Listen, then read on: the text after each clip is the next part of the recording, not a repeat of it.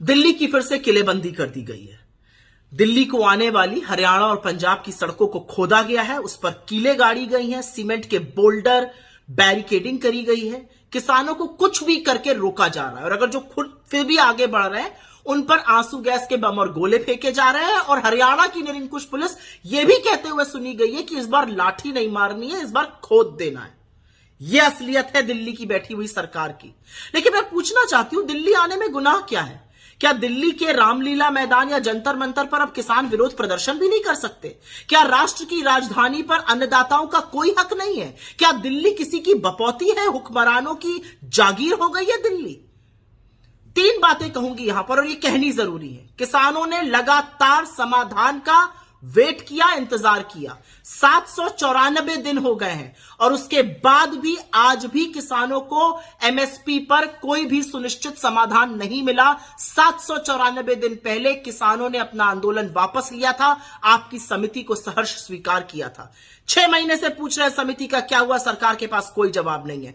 Budget आकर चला गया और असलियत यह है कि उस बजट में कृषि में कभी 4.5% से ज्यादा खर्चा होता था, अब वो घटते घटते घटते 2.5% के करीब आ पहुंचा है। स्टैंडिंग कमेटी, स्थायी कमेटी पार्लियामेंट की यह बता रही है कि 1 लाख रुपए से ऊपर, 1 लाख करोड़ रुपए से ऊपर जो कृषि का खर्च था वो राजकोष में वापस कर दिया गया है। तो किसान क्या करे? वो किसका मुंह देखकर बैठे? और अब एक नई भ्रांति फैलाई जा रही है। चरण चुंबक मंडली के पास साहब की ओर से व्हाट्सएप पर एक खर्रा आया है, अरे 11 लाख करोड़ खर्चा हो जाएंगे अगर एमएसपी लग गई।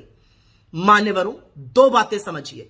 एमएसपी जो है वो प्राइस स्टेबिलिटी के लिए होती है। अगर दाम गिर जाए, किसानों को नुकसान ना हो तो एमएसपी पर खरीद हो। तो कभी भी पूरी एमएसपी पे खरीद नहीं होगी। प्राइवेट सेक्टर भी खरीदता है, गवर्नमेंट भी खरीदती है। यह प्राइस स्टेबिलिटी का साधन है। कोलैप्स जब प्राइस होता है तब आती है, लेकिन इतनी समझ में आपसे कहां आशा करूं। दूसरा, इतनी उत्तेजना और इतनी चिंता 14.5 लाख करोड़ का जब ऋण माफ किया गया बड़े बड़े पूंजीपतियों का, तब नहीं दिखी।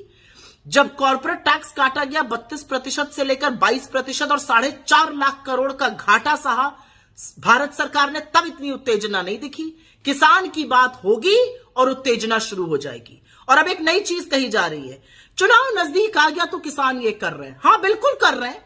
चुनाव ही तो टाइम होता है नफा और नुकसान देखने का। चुनाव ही तो टाइम होता है रिपोर्ट कार्ड पर नंबर देने का। आपको क्या लगता है, चुनाव पास आ गए तो देश के बेरोजगार, देश के युवा, देश की महिलाएं, देश के किसान, देश के श्रमिक कुछ नहीं बोले, उंगली मुंह पर रखकर चुप हो जाए क्योंकि चुनाव पास आ गया है? यही तो वक्त है सरकार को आईना दिखाने का और बिल्कुल ठीक कर रहे हैं किसान जो सरकार को आईना दिखा रहे हैं। और मैं साधुवाद करती हूं राहुल गांधी जी का, कांग्रेस पार्टी का, हमारे अध्यक्ष खड़गे जी का, जिन्होंने आज ऐतिहासिक ऐलान किया है कि हमारी सरकार बनेगी और हम एमएसपी का कानून बनाएंगे जिससे किसानों के साथ न्याय हो। और वही न्याय से किसान का जीवन सुधरेगा, इस देश का भविष्य बदलेगा। जय हिंद।